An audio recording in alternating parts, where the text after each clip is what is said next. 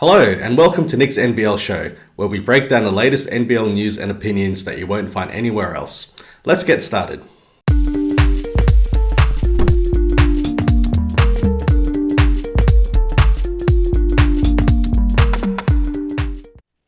There's two major stories out of the last week that I want to talk about.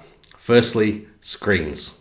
So what happened? Well, if you didn't see Friday's game between the Perth Wildcats and Melbourne United, you would have missed that Jesse Wagstaff set a big screen in the backcourt, which cleaned up Lockie Barker from Melbourne United. Unfortunately for Lockie, he suffered a concussion and he's going to miss a few games. Now, what makes this kind of notable is that after the game, Jesse Wagstaff was cited by the game review panel. That play was deemed to be unduly rough. Now, a lot of people are saying it was a legal screen, and in fact, during the game, it was not even called an offensive foul. So it was a little bit surprising to see that Jesse got pulled up on it, especially when you look at other games that weekend, but in particular the game before the Melbourne-Perth one, where Cairns were playing in Sydney. Now, in that game, a similar instance happened where Jonah Antonio was cleaned up by a Geordie Hunter screen. And if you look at them, and I'll play the clips here, you see them back to back. You can see that both Wagstaff and Hunter slightly turned just before the impact happened.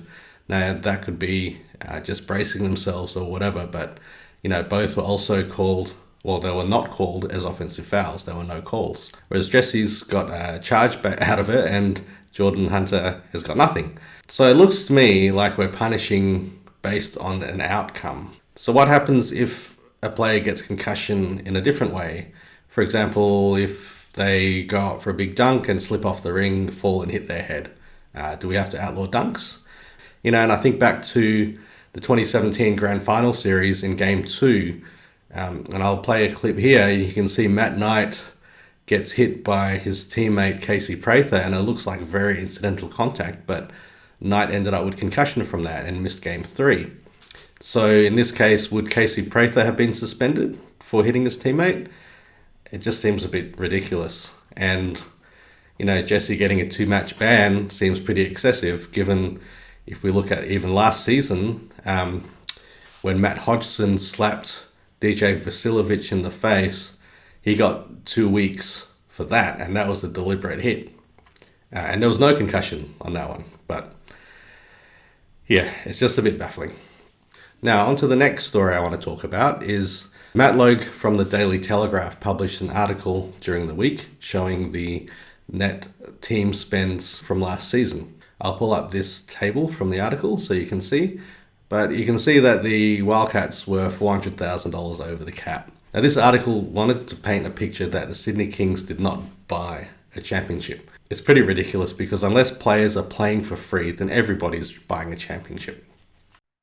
The most underpaid people in this league are the players. So what's wrong with paying players more? Can someone tell me that? Are we in Russia? Is it Russia? And now I've got a new segment for you, Nick's Complaint of the Week. This week, I want to talk about NBL courts. Why are they so generic? Every court looks the same. We've got the same sponsor logos on the same spots. There's no team logos on the court. Now, I started thinking about this because I saw this photo of the Sydney Kings decal on the court, which is basically, it looks like Paul Smith's tattoo, which is now tattooed onto the court, commemorating the NBL 22 championship. When I first saw it, I thought, what a bunch of idiots. They've already got a championship banner. Why do they need to have this on the court as well? But then the more I thought about it, I thought, there's no actual team-specific things on courts. So I kind of like it because you look at the court now and you can see, well, yeah, this is the Kings' home court. Have a look at this court. And now this one.